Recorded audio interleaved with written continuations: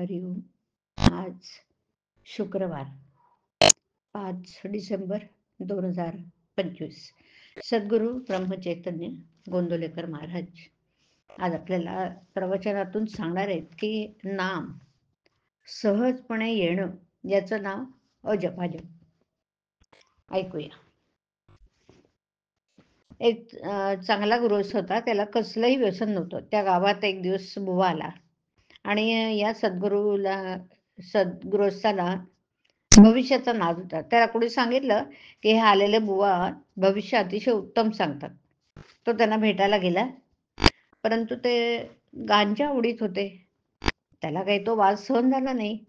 तरी भविष्य ऐकण्यासाठी म्हणून तो एका कोपऱ्यात बसून राहिला. बरेच दिवस झाले. होता होता त्याला बुवा फार आवडू लागले. त्याप्रमाणे तो रोज तेथे जायचा. एक दिवस बुवाने सांगितलं म्हणून त्याने त्या चिलमीत निखारा ठेवला. दुसऱ्या दिवशी फडकं ओलं करून दिलं.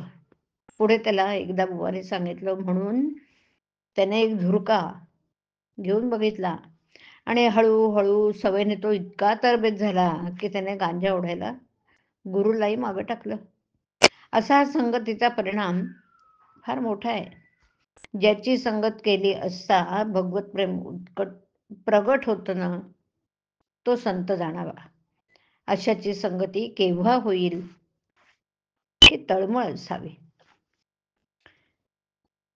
श्री प्रभू रामप्रभूला आवडणारं नाम घेऊन मारुतीरायाने त्याला आपलासा करून घेतला. ते नाम तुम्ही अत्यंत श्रद्धेने घ्या. भगवंताला आपलासा करून घेणं तुम्हाला अगदी शक्य आहे. नाम कुठेही घ्या, कोणत्याही वेळी घ्या, कितीही हळू घ्या, पण श्रद्धेने घ्या. म्हणजे ते भगवंतापर्यंत खात्रीने पोचतं. परमेश्वराच्या प्राप्तीसाठी प्राणायाम, योगासनं इत्यादी साधनं सांगितलेत, परंतु त्याहून जास्त महत्त्वाचं म्हणजे भगवंताची सहज भक्ती. भगवंताचं नाम सहजपणे येणं याचंच नाव अजपाजप. हा भक्तीचा प्रकार अत्यंत श्रेष्ठ आहे बरं. यात मीपणाचा शेवट आहे. मीपणात जाणे हीच भगवंताची खरी अनन्यता होय. भगवंताची पूर्ण कृपा म्हणजे भगवंताची एकरूपताच होय.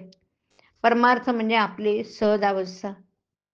ती सहजावस्था झाली पाहिजे आणि तशी व्हायला अंतरंगाची ओळख करून घ्यायला पाहिजे. म्हणजेच अंतर्मुख बनायला हवं. भगवंताच्या नसतेपणाने उठलेले वारे म्हणजे काळजी.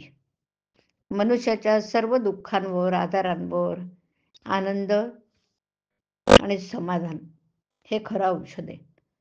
जो सदा चरणात आणि भगवंताच्या नामात राहतो त्याला हे औषध सहजी लाभत असतं. या औषधाचा परिणाम नकळत आणि सहजी होत जाऊन तो शेवटपर्यंत टिकून राहतो. आनंदमय राहण्याकरता भगवंत हवा. भगवंताकडून येणारी शांती हेच समाधान होय. मन आणि भगवंत यांना जोडणारी साखळी म्हणजे नाम. या नामात आपले सर्वस्व गुंतवले तर आपल्याला भगवंतापर्यंत सहज जाता येईल. नामाच्या आनंदाचा झटका आला की मनुष्य स्वतःला विसरेल आणि जगाला सुद्धा विसरेल. हरिओम. हरिओम तत्सत. हरिओम.